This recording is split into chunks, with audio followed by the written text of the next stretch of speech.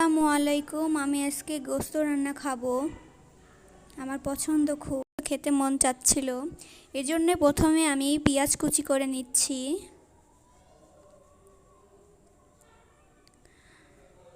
আগেই বলে দিচ্ছি, আপনারা প্লিজ ভিডিও টানবেন না, পুরো ভিডিও দেখবেন, লাইক করবেন, কমেন্টও করতে পারেন।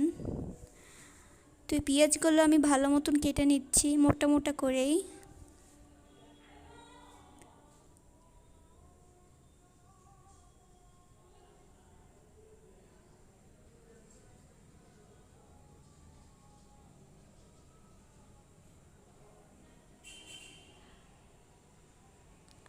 আমার প্রায় পেঁয়াজ কাটা শেষ। এখন আমি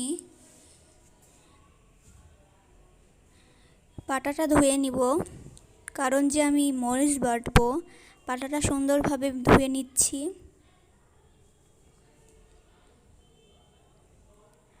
পাটাটা ধোয়া হয়ে গেলেই আমি মরিচ বাটবো। এখন আমি কয়েকটা মরিচ তুলে দিচ্ছি। এখন সবই মরিচ তুললাম। মরিচটাকে আমি ভালোভাবে পিষে নিব।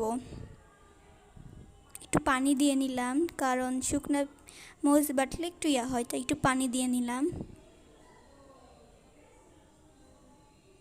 ভালো মতন পিষে নিচ্ছি, মিহি করে নিব একেবারে।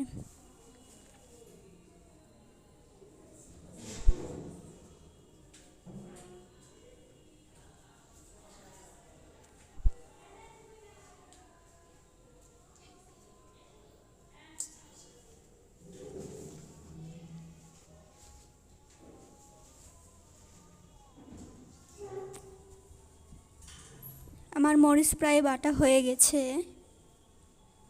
এখন আমি মরিচ একটা বাটিতে তুলব।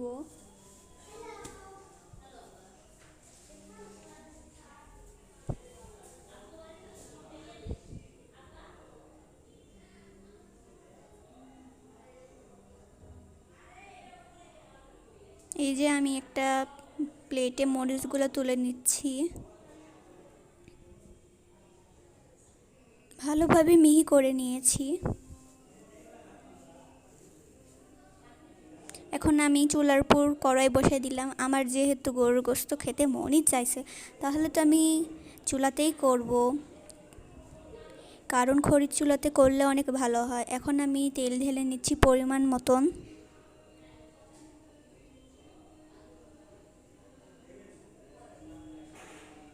তার ভিতর দিয়ে দিব পেঁয়াজ কাটাগুলো, যে আমি আগে যে পেঁয়াজ কাটলাম সেই পেঁয়াজগুলো এখন নিয়ে নিব।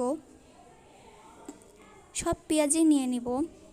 পরিমাণ মতো পেঁয়াজ কেটে নেবেন আপনারা, দিয়ে পেঁয়াজ দিবেন।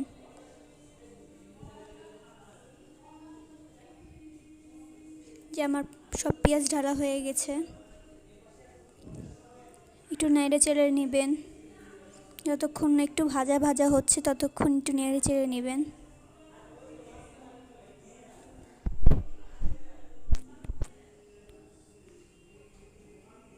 দিয়ে একটু আমি পরিমাণ মতন লবণ দিয়ে দিচ্ছি।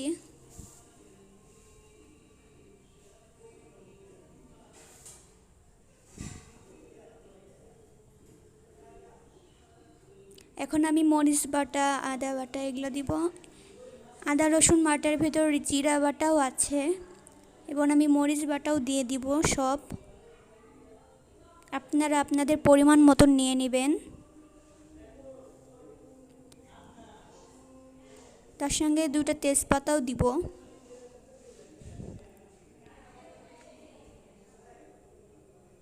আপনারা চাইলে সাদা ফলও দিতে পারেন। আমি সাদা ফলটা একটু পরেই দিব। আর কিছু সাদা ফল গোড়াও আছে এর ভিতর। এখন আমি একটু পানি ঢেলে নিলাম পরিমাণ মতন, একটুখানি দিয়ে একটু নেড়ে চেড়ে নেব। যতক্ষণ না এটি ভুনা হবে ততক্ষণ আমি গোশত দিব না।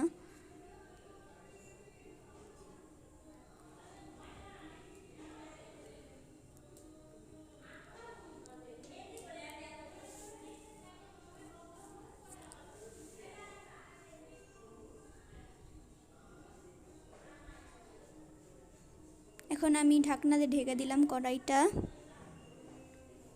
এখন আমি আরেকটু নেড়ে নেব, একটু ভুনা ভুনা হয়ে গেছে। এখন এর ভিতরে আমি গোস্ত দিয়ে দিব।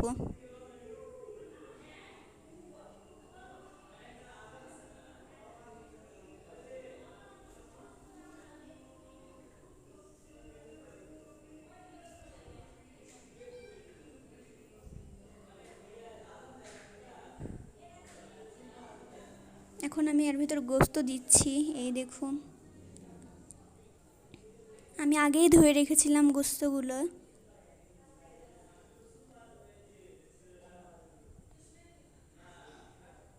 যে আমি সব গোস্ত দিয়ে দিচ্ছি।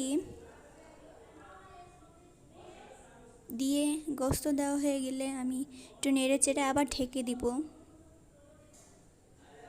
আমি নেড়ে চেড়ে নিচ্ছি ভালো মতন, যেন সব মাখা মাখা হয়ে যায়।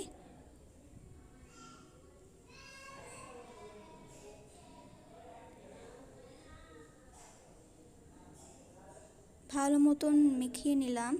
এখন আমি ঢাকনা দিয়ে ঢেকে দেব। 2 থেকে 3 মিনিট ঢাকার পরে আমি আবার একটু নেড়ে চেড়ে নিলাম।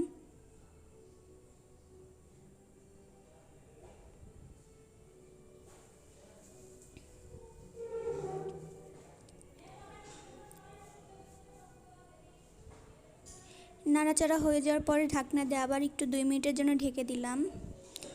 দিয়ে এখন আমি আরেকটু নেড়ে চেড়ে নেব।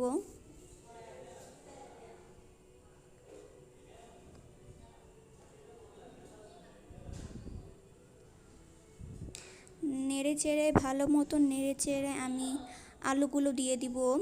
আলুগুলো আমি আগে কেটে রেখেছিলাম, আপনারা চাইলে গোল গোলও দিতে পারেন আলু। এখন আমি আলু গোস্ত সব একসঙ্গে মাখিয়ে নিব ভালো মতন।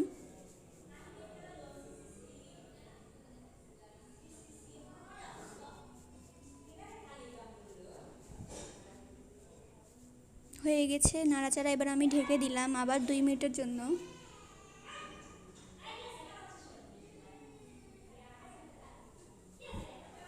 আমি ঢাকন খুলে আবার নাড়াচাড়া শুরু করলাম। এখন আমি একটু পানি ঢেলে দিলাম সামান্য পরিমাণ।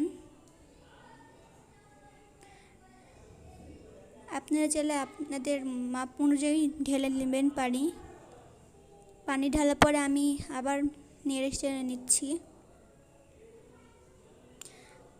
দিয়ে ঢেকে দিলাম আবার 2 মিনিটের জন্য। 2 মিনিট পর আমি আবার করলাম। এই দেখুন আমার রান্না শেষ। আমি পান্তা দিয়ে খাবো। সবাই তো পোলাও ভাত দিয়ে খায়, কিন্তু আমি পান্তা দিয়ে খাবো, কারণ আমার পান্তা দিয়ে গোস্ত ভালো লাগে। আপনারা প্লিজ সাবস্ক্রাইব করবেন, চ্যানেলটি লাইক দিবেন, কমেন্ট করবেন। আজকের ভিডিও এই পর্যন্তই আমার। আপনারা পুরোপুরি ভিডিওটা দেখবেন প্লিজ প্লিজ। আচ্ছা ঠিক আছে, আসসালামু আলাইকুম।